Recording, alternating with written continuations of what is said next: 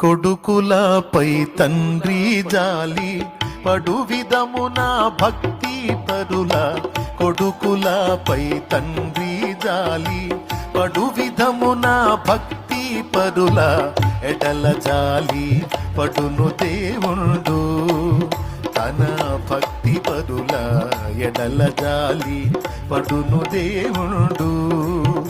ఆ కారణము చే దేవ సంస్తుతి చెయ్యవి మనసా, శ్రీమంతుడగు యెహోవ సంస్తుతి చెయ్యవి మనసా.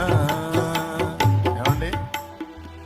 జీవమా యెహోవా నీకు చేసిన మేళ్లను మరువాకు, నీదు పాత కంబులన్నిటినీ మన్నించి జబ్బు లేవియున్ లేకుండా చేయును.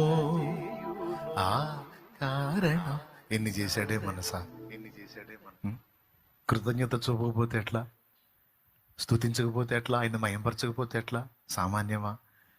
నీ తల వెంట్రుకల కంటే విస్తారమై ఉన్న నీ దోషాలు మాటల్లో, క్రియల్లో, చూపుల్లో, తలంపుల్లో, నడకలో, పడకలో, సమస్తంలో నువ్వు చేసిన పాతకాలన్నీ క్షమించి జబ్బుల బారిన నువ్వు పడకుండా ఎప్పటికప్పుడు తన రక్తంతో నిన్ను గడిగి శుద్ధి చేసి స్వస్థపరుస్తున్నాడు కదే మనసా.